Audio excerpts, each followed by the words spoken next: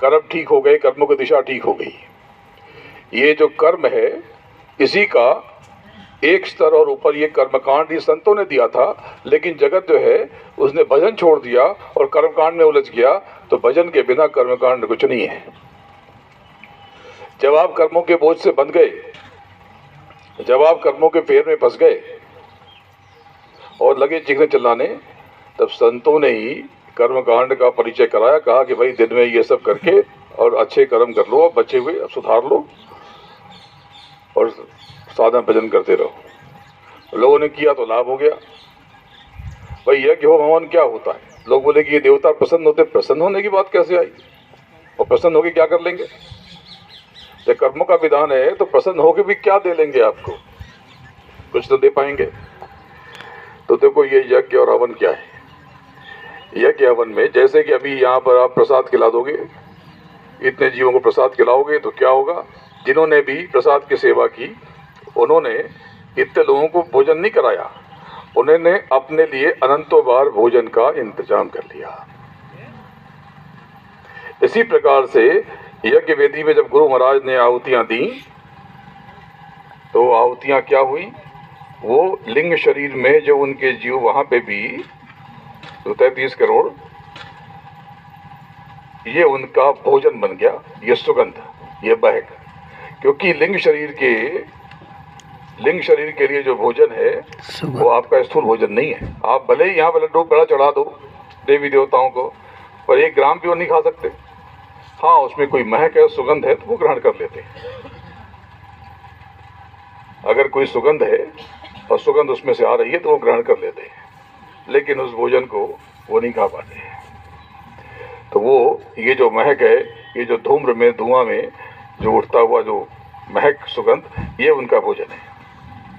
तो आपने अपने कर्मों से सांकल्य लिया, भविष्य लिया और आपने अग्नि में घी अर्पित किया और भविष्य इससे जो भोजन बना इनके लिए, तो क्या हो गया? अब ये कर्जदार हो गए। इन्होंने आपका भोजन किया, अब ये इनको देना पड़ेगा। इसलिए गुरु महाराज ने अधिकतर लोगों को, आप में से कई लोगों को बताया कि जरा रात को घर में थोड़ा सुगंध कर देना। इसीलिए गुरु महाराज ने कहा कि चौथा यज्ञ वो करेंगे। लेकिन गुरु महाराज ने मुझे आदेश दिया कि तुम इनको भोजन देते रहना। तब से हर बरस साल में एक बार सत्य की अगवानी का यज्ञ का आयोजन होता है। और वहाँ पर ऐसा अनुभव होता है कि जब आप इनसे फोटो देखेंगे तो आपका सर घूम जाएगा। आप अगर वहाँ पर आ सके तो ज़रूर आए। 30 अक्टूबर से 8 नवंबर के बीच में आपको महसूस होगा कि मालिक क्या दया बह रही या मालिक की मेहर है। और इतना बड़ा आयोजन चुटकियों में हो जाता है, पता नहीं कैसे हो जाता।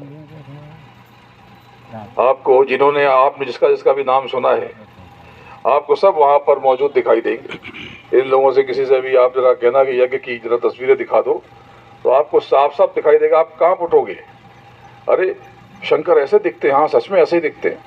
दिख रहे वो विष्णु ऐसे दिखते हैं, ऐसा ही सच में दिख रहे।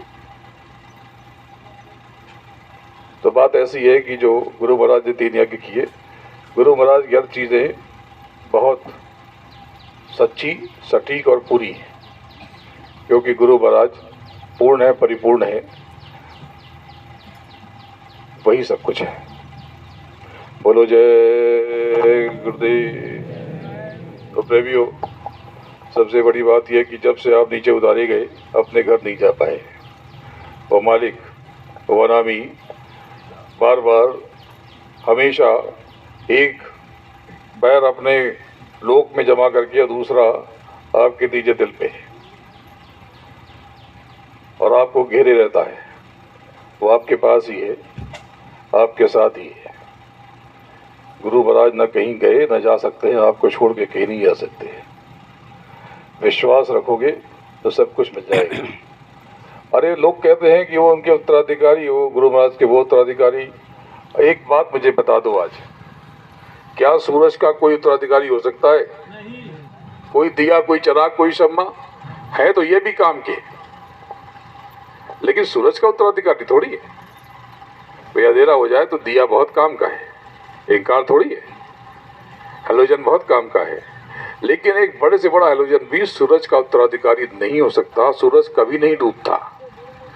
अभी अंधेरा हो जाएगा 6-7 बजे, आप कहोगे सूरज डूब गया, पर यूरोप में चमक रहा होता है और अमेरिका में तो सूर्योदय हुई होती है और वहां पे चमकने की तैयारी। आपको लगता है कि सूरज डूब गया, तो सूरज कहीं ना कहीं तो चमक रहा है। आपको लगता है कि गुरु महाराज दिखाई नहीं दे रहे, पर गुरु महाराज कहीं ना कहीं अपना काम तो कर ही रहे। जय गुरुदेव। आपको छोड़ नहीं सकते वो, कमी आपके भीतर थी। आप सच हृदय पे हाथ रख के आज बता दो कि क्या उन्होंने जो रास्ता बताया नाम की कमाई का, आपने, उन्होंने जो कहा 1 घंटा दे दो मुझे, क्या जो उन्होंने कहा वैसा आपने किया? नहीं किया। आप बहाने बनाते रहे और आप हमेशा ये कहते रहे कल कर लेंगे, कल से कर लेंगे। यहाँ बैठे बहुत से लोग हैं, कल से पक्का करेंगे घंटा भर, और पेट भर गया तो नींद आ गई। कल उठ जाग मुसाफिर भोर भई, जो मोह नींद में सोवत है। जो जागत है सो पावत है, और जो सोवत है सो। आप तो जाग जाओ। कब जागोगे? समय बीता जा रहा। जो 50, 60, 70 के हो गए, कितना समय उनके पास बचा? आप विचार तो करो। मैं इतना बोलने की, इतने पसीने में गर्मी में बैठ करके, मैं भी अपने महल में कभी आओ मेरे स्थान पर, भव्य जगह पे रहता हूँ, भव्य तरीके से रहता हूँ, क्या जरूरत है मुझे? जरूरत यह कि मालिक का आदेश, ये काम कर दो ऐसे ऐसे। कभी आप आना तो आपको भेद बताऊंगा गुरु महाराज ने कब और क्या आदेश दिया।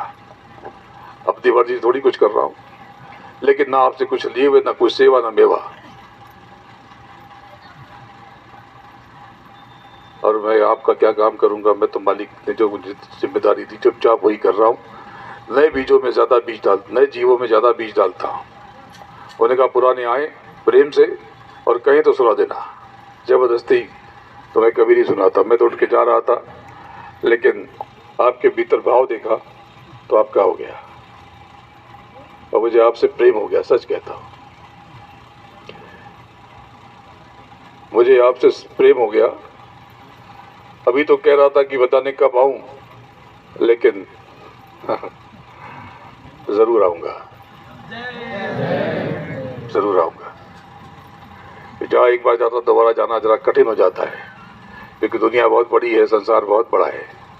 अभी यहाँ से होते होते अभी तेलंगाना और कर्नाटक तक का कार्यक्रम बन रहा, और उसके बाद यज्ञ का, और उसके बाद फिर यूरोप और अमेरिका, और ये होने में फरवरी मार्च हो जाएगा, होली आ जाएगी।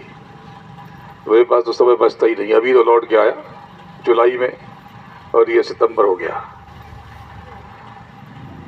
आप मेरे बारे में सोचो, मैं क्या कर रहा। किसी को भ्रम हो जाए, मेरा क्या दोष है? ये जो नाम ये ले रहे, नाम तो मैंने छोड़ दिया। वो नाम मेरा मुझे समझ में भी नहीं आता, मुझे उलझन होती है, क्योंकि संसारियों का नाम है वो। तो मुझे लगता है कि जो मुझे बाहर से देखना चाहते हैं, संसारियों की तरह सोचते हैं, वो नाम लेते हैं। मैं तो उसी नाम को मानता हूं जो मालिक ने मुझे नाम दिया। और नाम की क्या जरूरत है? नाम की कमाई, असली नाम की कमाई तो वो है। नाम को थामना है तो मालिक का नाम थामो। मेरा कोई नाम नहीं है।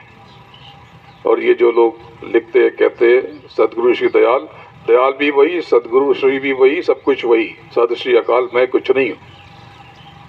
और जगाया कि बुझाया, वो तो नाम तो उसी का है, वो नाम उसी का है। तो दया आप उससे ही मांगते हो, मैं भी उससे दया मांगता हूँ कि दयागार तो उससे दया मांगते हैं। अपने गुनाहों की क्षमा मांगो, दया मांगो, अपने कर्मों को लेकर सतर्क रहो। आज से अपनी वाणी पर पक्का नियंत्रण कर लो, अपने कर्मों पर पक्का नियंत्रण कर लो।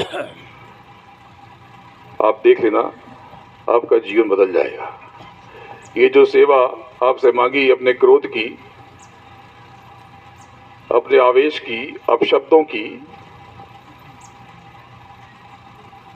उल्टी पुल्टी बातों की, उल्टे विचारों की, ये सेवा अगर आज आपने मुझे दे दी, यहाँ अर्पित कर दी, गुरु महाराज के चरणों में रख दी, तो विश्वास करो आपका जीवन आज से ही आमूल चूल रूप से बदल जाएगा। और अगर न बदले तो मेरा नाम बदल देना। ये क्रोध इतनी गंदी चीज है, इतनी बड़ी बीमारी है, आपको अंदाजा नहीं है। ये तेजाब से भी ज्यादा खतरनाक है और ये आपको ही भोगना है। ये अग्नि ऐसी अग्नि है, तीखी अग्नि, कि अपने आसपास लोगों को जलाती है और जहां से निकलती है उसको भी तो जलाती है। जब कभी गुस्सा आता है तो क्या गुस्से के बाद आपको आनंद आता है? नहीं, आपको ही रोने का बंद करता है, आप उदास हो जाते हो। अगर उस पल को आप काबू में कर लेते, जो गुरु महाराज कहते हैं कि बर्दाश्त करो, अगर आप बर्दाश्त कर लेते तो बात बदल जाती। कितने रिश्ते बिगड़े आप में से कईयों के, बिना मतलब की बातों को कह दिया। आपने कहा कुछ, सामने वाले ने समझा कुछ और हो कुछ और गया। आपने कभी किसी को भाव से या आवेश में कभी कुछ कह दिया तो आपकी मंशा इतनी बुरी थोड़ी थी, लेकिन संबंध बिगड़ गए। कहो तो नाम लेके खड़ा करके बता दूं अभी। तो बात ऐसी है कि कर्मों को लेकर सजग रहो। नाम की कमाई जरूरी है। एक चीज और कर लेना, आपके सांसारिक रोग शोक में काम आएगी। रात को 8 बजे गुरु महाराज ने बताया कि रात को 8 बजे पूरे घर को सुगंधित कर दो। ये जो ऊपर हैं बेचारे, ये भी कुछ भोजन इनको अर्पित कर दो, इनको भी भोजन दे देना। लोग कहिए तो उनकी उपासना भी उपासना नहीं, इनको भोजन देना, भोजन देना, इनको भोजन दे देना। तो ये भी आपको कुछ दे देंगे। लेकिन ध्यान रखना कि यहाँ पाप भी कर जाए और पुण्य भी कर जाए, दोनों आपको भोगने पड़ेंगे प्रेमियों। सतर्क रहना। अगर कोई निकालेगा तो ये सदगुरु ही निकालेंगे, गुरु महाराज। यही पूरे हैं, यही सच्चे हैं, सब कुछ यही है। बोलो जय गुरुदेव। देखो आगे समय कठिन आ रहा, लेकिन आज की बात कह देता हूँ, ये बात भी गलत नहीं होगी। आगे समय बहुत खराब आ रहा, विचित्र आ रहा, अजीबो गरीब आ रहा। मैं कहता हूँ अद्भुत आ रहा। तो लोग कहते हैं अद्भुत क्यों कहते हैं? मैं कहता हूँ मैं ही खराब कह दूंगा तो और खराब हो जाएगा। मैं खराब नहीं कहता, विचित्र कहता हूँ, अद्भुत कहता हूँ। तो प्रेमियों, समय अच्छा है या खराब, संसार में आग लगे या पत्थर पड़े या संसार बह जाए, इन पर यकीन करना तो आपको कुछ भी नहीं होगा। बोलो जय गुरुदेव, जय गुरुदेव। जय गुरुदेव नाम किसका, जय गुरुदेव नाम किसका। गुरु महाराज के चरणों में बारंबार नमन करता हूँ और आप सबको प्रणाम करता हूँ। जय